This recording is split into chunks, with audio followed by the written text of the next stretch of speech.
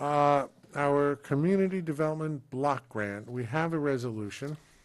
And as you are all aware, I hope, the town of Rye has been awarded a community development block grant from the Office of Community Renewal in the amount of $398,326 to improve Crawford Park and bring facilities in Crawford Park into compliance with the Americans with Disabilities Act. There are several items that are slated to be added and/or improved, such as handicap accessible bathrooms, adding an elevator so that the disabled can reach the second floor, and hopefully we will be able to reconfigure the second floor into an additional community facility. Make the playground handicap accessible, and adding a sensory garden, and I believe, and there may be one or two other things. Our grants manager, Greg Arcaro, was instrumental in drawing this grant and getting it for us, with the tremendous assistance of the Friends of Crawford Park, especially Laura Klein and Teresa Stevens, and Laura is here tonight. And as I said in a newspaper interview, kudos have to be given to the prior board that actually approved the filing of this application. It was a task I think everybody really wanted to get done, and Greg and Laura especially put a tremendous amount of effort, and Bishop, let me not forget, Bishop Nowotnik did a tremendous amount of work on this, and we got the grant. Now, Greg and I and Debbie are going to attend tomorrow a conference which is required in order for them to tell us what we exactly have to do to get the money, because they just don't hand it to us. There are a lot of strings attached, and we have to file papers, et cetera, one of which is this resolution that is before us. Hopefully we will be on our way after tomorrow and start planning to get the work done and get the money in from the state. So may I have a motion and a second? So moved. I just wanted to. You want to second it first? I'll second it first, yes. Discussion. Yes. I just wanted to say that Bishop and Debbie are fantastic, so it's no surprise that you two were sort of, along with Laura, at the cusp of this. As far as, I guess, meeting the federal requirements, I know it's usually arduous, and I was wondering if we could, as town council members, sort of get an idea of the timeline, the results of the meeting tomorrow. This way we can Yeah, monitor sure. and make sure they're met. I think this is a wonderful project. I think Crawford Mansion has so many possibilities, and now that it's going to become ADA compliant, we can use it for a lot more and really take advantage of this park. So I am excited, but I do want to monitor and make sure we meet the strings attached. Absolutely. Absolutely. Call the roll. Hope? Jackson, Aye. Villanova, Yes. Zuckerman. Yes. Let me just add something to this, which is related. It's not part of this, but it's related. The architect who prepared a lot of the plans, Gary Gianfrancesco of Arconics, met with Debbie and myself, and we went up on the second floor to look and see how it might be reconfigured. And as many of you know also, part of what we need to do is to move our archival books out of Crawford Park, which is, it's not fireproof. It's not climate controlled, and those books that date way back need to be in a better situation. Debbie has been in contact with both the Westchester and Rye Historical Societies about getting those books moved to a safe location. And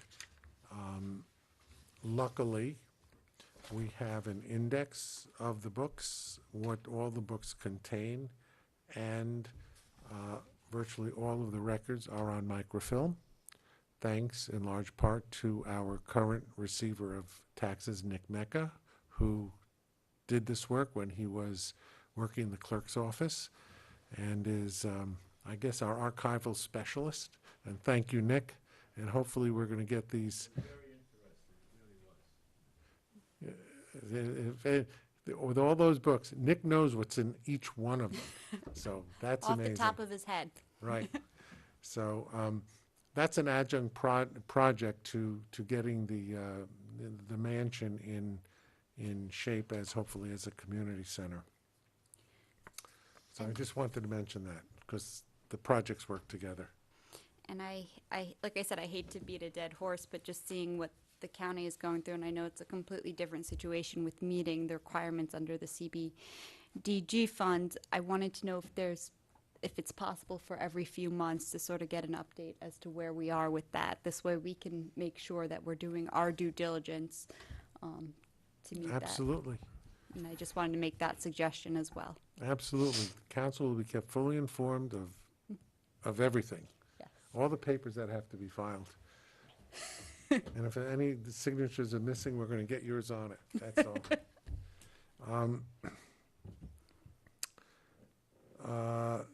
All right, that takes care of the grant. Anybody else on the Crawford Park grant?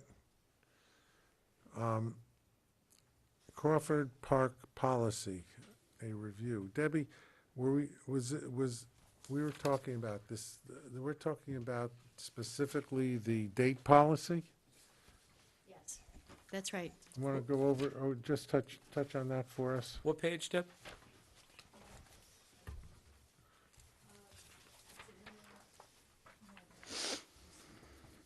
We have which page? Yeah.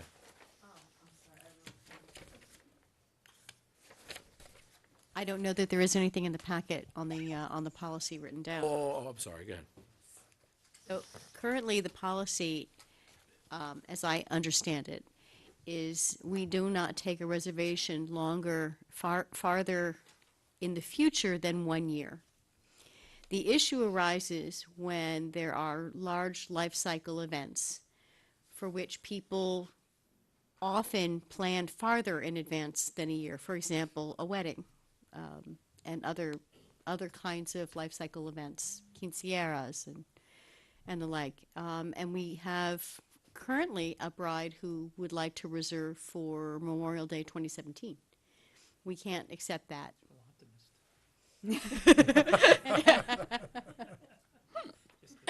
So we can't accept that reservation right now. So the question is, and these are requests that come in with some regularity. So does the council want to review its policy?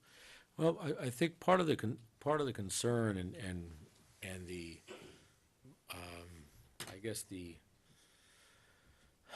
reason behind that is that, you know, you can have people projecting that they're going to have these events, and sometimes they they may put Crawford Park on hold and then put another place on hold, and then they decide as they get closer where they want to go.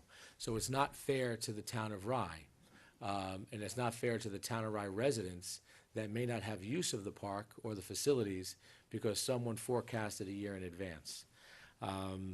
More than a year in advance. More than a year in advance. So, I mean, what we can do is, if you wanted to, is take it on, on the one-off, and if that's the case, maybe make an application to us that it's unique, and let the town board make that decision on a specific request. But I think the conservative way to look at this is that way, and if it's going to be a wedding, then, make an application, give us the information, and then obviously they're going to need to secure the place, through a deposit. I'm kind of torn on this because this fall I had the opportunity of running with everyone, but Alex Leonzi was one of my running mates, and his face lit up when he talked about getting married at Crawford Park, and it meant so much to him and, so much to the residents of Rye-Town Park. I think that ability that I would hate to, or so much to the residents of Rye-Town that I would hate to sort of deprive anyone of that. Well, I think that what we should consider also is the difference between an individual's life cycle event and an event that is held by a group that may be on a regular basis, that year after year, they hold an event there, whether it's a fire department or we saw the church, where we can hold it for that. The organizations can reserve a year in advance, but if you're an individual, you may want to have that more than a year in advance, and that's going to happen fairly, I think, for the individual, it's going to only happen once. It's not going to happen, hopefully, more than once unless they have another life cycle event. But I would be amenable to changing the policy for those events. And I don't want to define what a life cycle event is. I'd rather define it more in terms of organizations as opposed to individuals. But I can see that they would want to do that. And don't forget, all of the events being held at Crawford Park by individuals are for residents of Rye-Town. So this is a Rye-Town person who wants to use the Rye-Town venue. So I don't know that we have to make a decision on a policy tonight, but I think we should consider it. I would like to take Billy up on his suggestion that we make this a one-off for now and allow this person, and after all, it's not much. This is already the end of February, and they can make the reservation in May.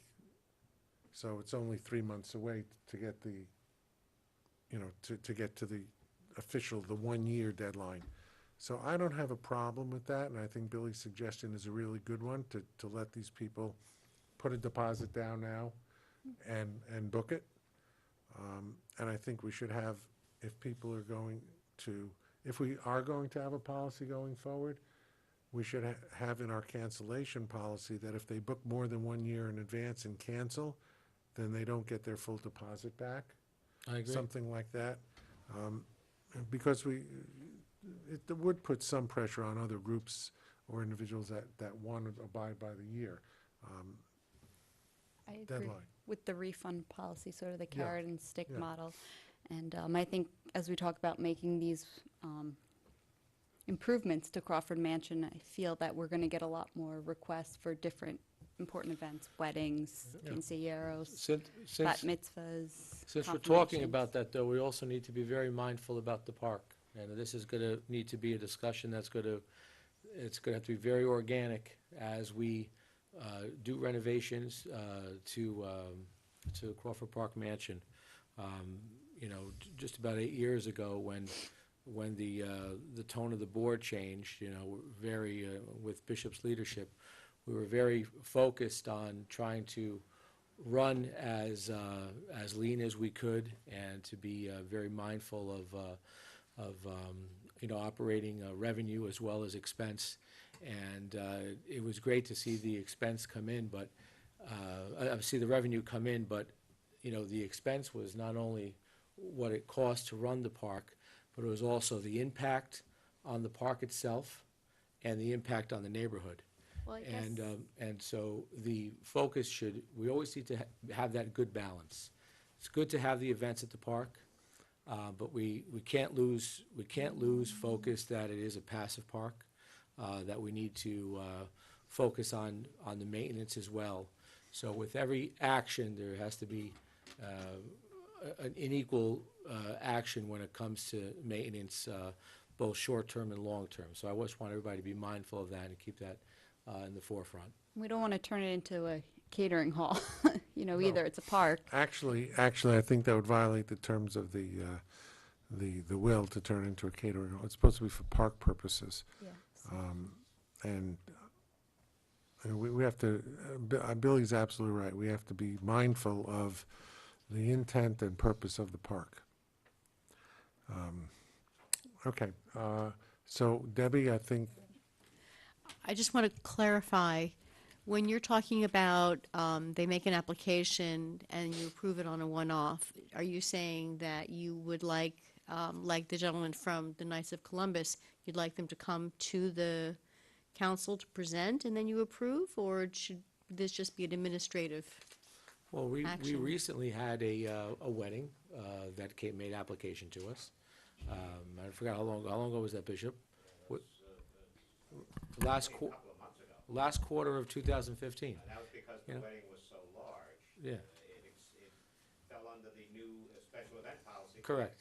More than 150 people. So it exceeded that, and we have to be mindful of these events, regardless of how special they are, whether it's a Sweet 16 or a wedding, whatever that may be. Once we bring an event like that into the park, we have to be mindful of emergency services egress, the parking, and that other uses of the park at that point, for that period in time, may not be able to happen. So we have a lot of kids' programs that are there. We have other events at the pavilion. So we just need to be very mindful, and we need to be smart about it. And that's the reason why the decision needs to come to the board, and the decision needs to be made with the board, with direction from the professional staff. I think one of the issues, if I could foresee logistically, is, you're talking about doing a lot of renovations to Crawford Mansion. Who knows what the timeline's gonna look like, what our, construction timeline's gonna look like. I would hate to, as a town council or as a town, make a commitment to someone planning their wedding, and then all of a sudden, have it be in the middle of construction as well. Well, we'll be mindful of that, obviously. That's something that we have to just take account of. I mean, we're not going to have events if all the bathrooms are being reconstructed and an elevator being put in there, unless, it's a dangerous situation, let alone inconvenient. But if we agree to it more than a year out, and we're in the middle of major construction, can we really guarantee that the bathrooms will be done? And, that would be my concern, that we're sort of liable to some extent. You might want to think about our time frame, in terms of schedule, then start to block off time when we're not booking the mansion.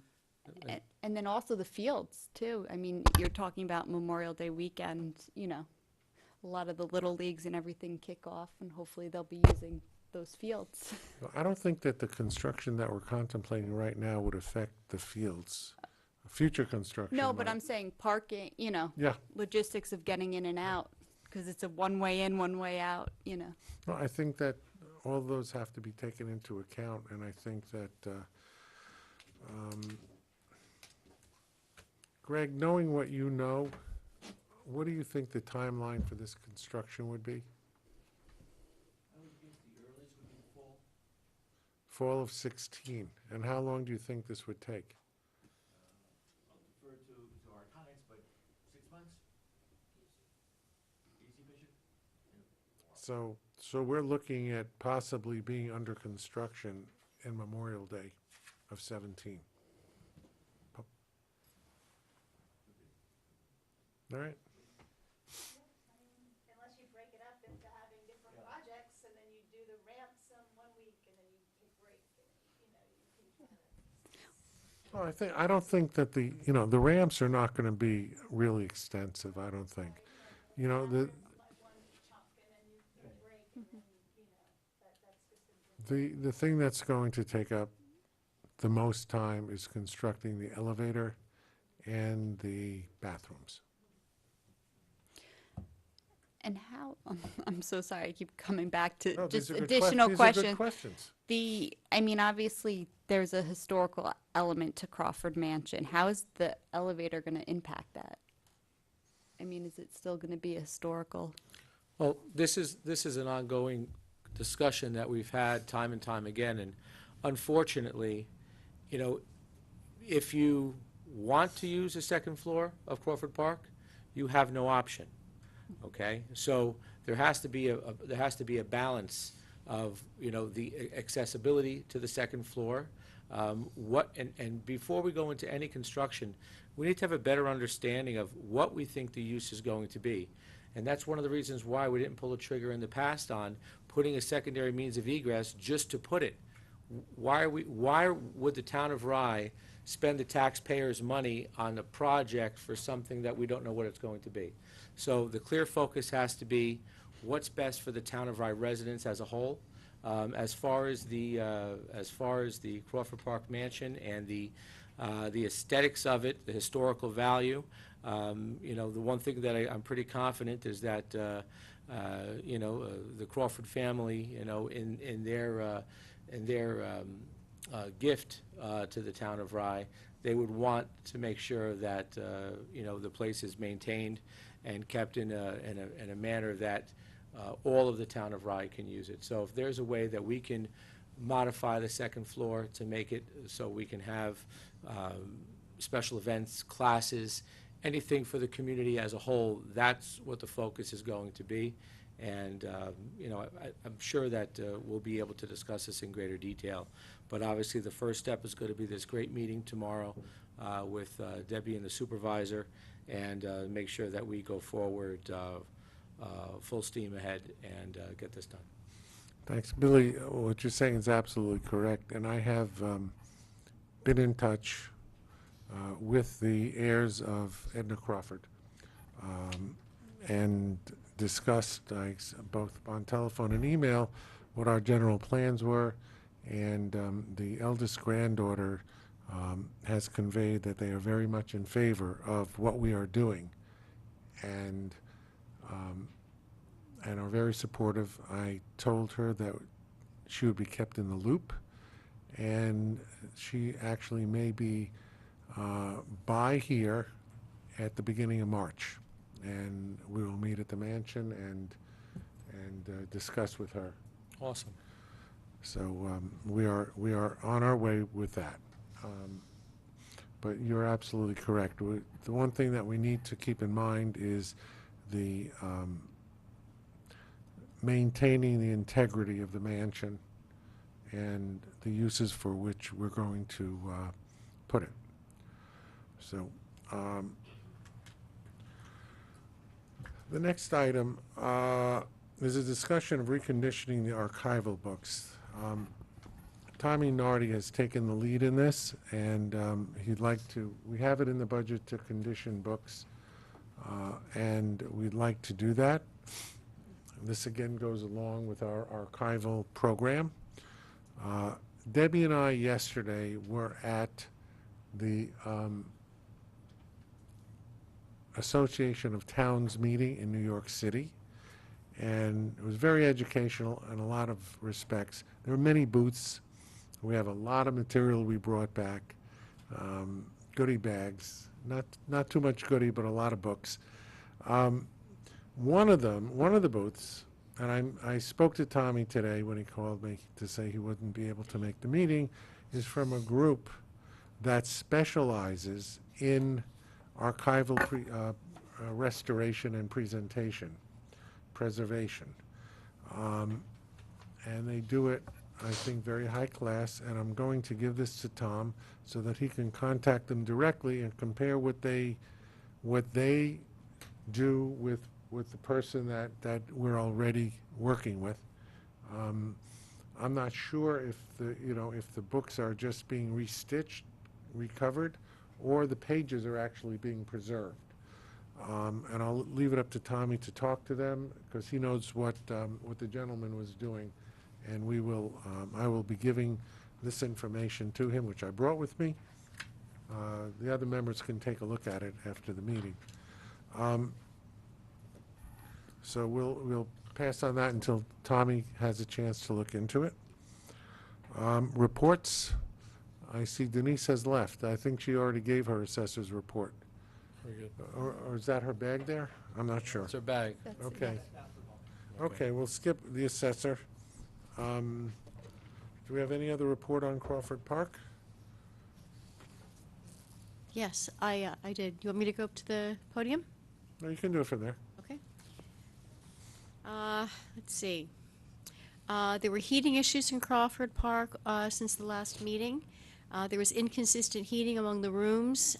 We had a technician from Arctic Mechanical come in to check. A number of the radiators had been turned off, but in the process, he also discovered that the existing gas valve on the boiler needed to be replaced.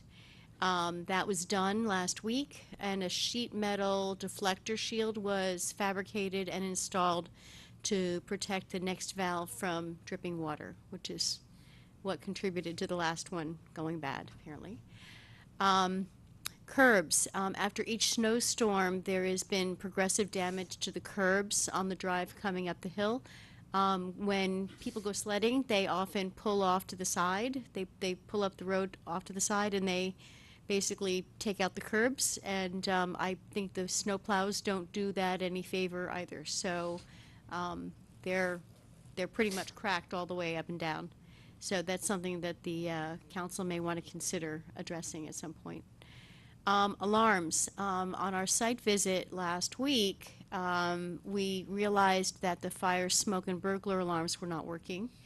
The alarm contractor of record was Eastland Alarms, and I spoke with the proprietor, Robert Delano, that day, and the last time he'd been called in to service the system was, he thought, sometime in 2014. So he was out to the mansion that day, and the system was up and running by that night.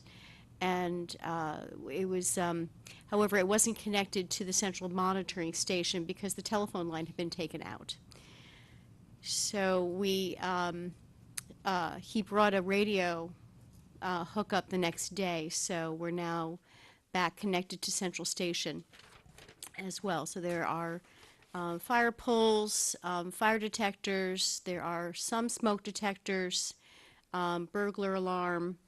There is a system of smoke detectors on the second floor which are on their own network, and those will be hooked into the global system by the end of the week.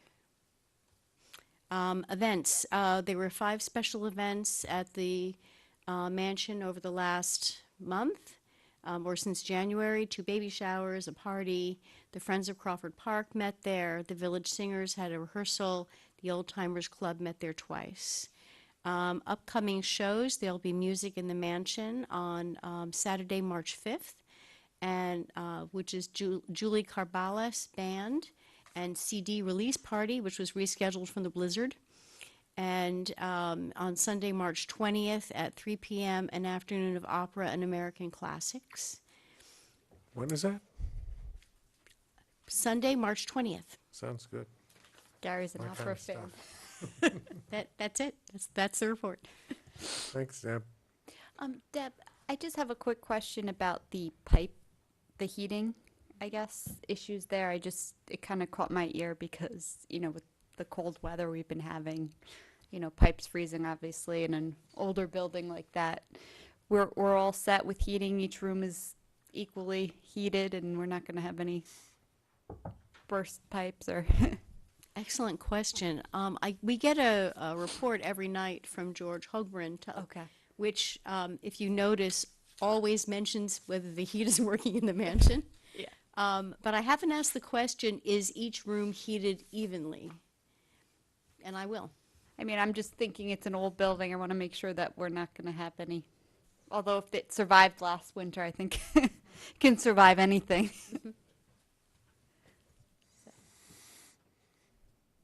Okay. Well, you're standing there. Why don't you go first, Nick?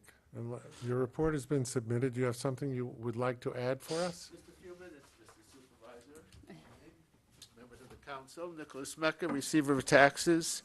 Just to remind everybody in Rybrook, the village, that the second installment of your village tax is due by the end of this month. It's an extra day because it's leap year, but it is due the end of this month, okay? If you are responsible for your taxes. We also have just mailed out over 500 delinquent notices on school taxes. So I wish that everybody out there, please, takes a good look at their finances and tries to get those taxes paid, okay? Nick, is 500 notices over how many school districts? The 3 school districts, the Okay. entire ones, yes. So, okay? Which is not, out of 10,000 bills is not tremendous, but it's big money, and the school will be looking for Mr. Burns very shortly for that money. Okay? So thank you. Any Thank you, Nick. questions? Thank you. Denise, do you have an additional report? All right, thank you. Town clerk, you've submitted a report. Do you have anything to add? Mr. Superintendent of Highways.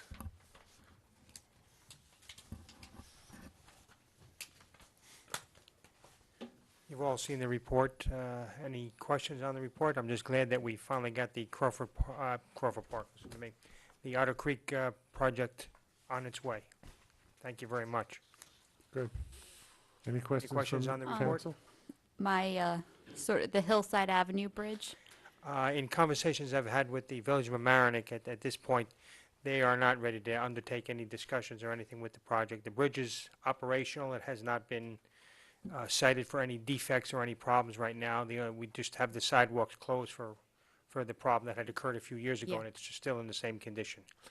They plan to have some meetings hopefully later on this year, but I think they want to put everything else that they have going on behind them before we move into that project. And that involves, I guess, the 3 municipalities, which is the town of Rye, the town of Mamaroneck, and In the the Village of Mamaroneck, that Oh, would be so a it's extra three fun. municipal project, yeah. Extra messy. All right. Okay, thank you. Thank you. And last but not least, do we have a finance report?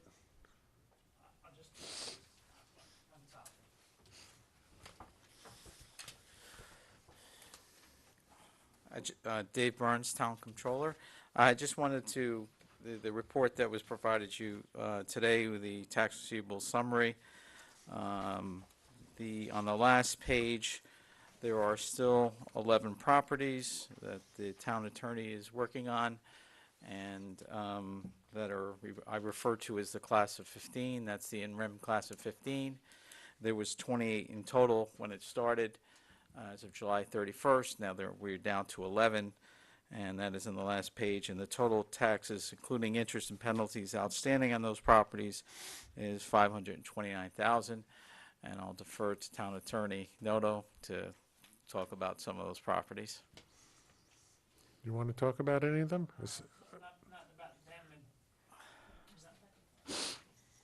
not going to be here anymore, are we? Because it's too hard to. Well, have you been in contact personally with any of these? Have we just sent notices, or we've Oh, made well, it's a- telephone it's a- calls and spoke to them? Well, some. It's a pretty involved process of in-rem. But for these final 11, we did make a motion for summary judgment, which is returnable March 25th. So everybody's been noticed. I suspect a couple of them will pay. Some I've not heard anything from. Others have reached out. But I suspect we'll be taking some of these properties after that process. Well, one in particular, I don't want to name any names, just the amount, 125,000 plus. Have we made any progress with that property owner? Yes, they had a lender reached out to me asking if they could still redeem, and I said they could. That was about a week ago. Not heard anything since. A lender, meaning a new lender, or a lender who has a lien on the property? No, a new lender that I think they've Reached out to finance? they've reached out to try and finance, yeah. Okay. Council, what about this other one, 111,000? Total radio silence, not a word, no response whatsoever. There are a number of judgments on this property. There are 2 Village of Mamaroneck tax liens as well. I've talked to the lien holder. In fact, we're gonna do an agreement to protect their lien in the event we take the property and sell it. Given the judgments, I suspect probably won't hear from these people. We're gonna take that house. Is that a house? It's on? Or is it a business? Is it a business? Well, Looks like it's on a a street that would be a business. it is a 6, well, it's probably a legal 4-family with about 8 dwelling units in it right now.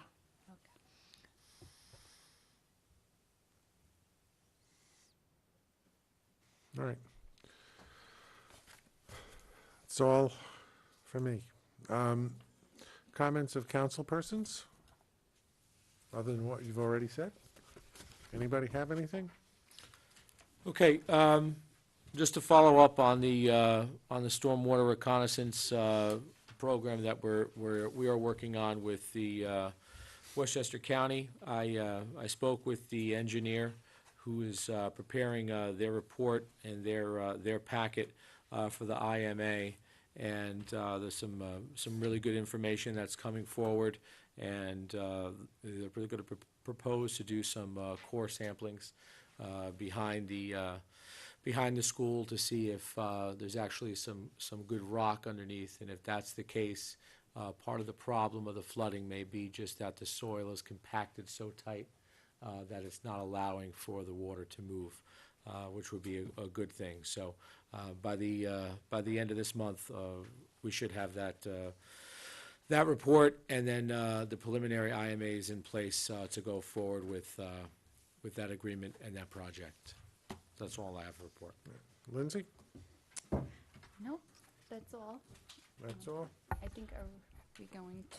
All right, I've said what I had to say. I'd like to have a motion to adjourn into executive session to discuss A, litigation, and B, specific personnel matters. May I have a motion and a second? A motion I second. on the question, Mr. Supervisor, will we be coming back into I was just going to, we will meeting? not be coming back into public meeting. Okay. Call the roll. Call the roll? Jackson, Aye. Villanova, Yes. Zuckerman. Yes. Thank you. We're going in there, right? Yeah.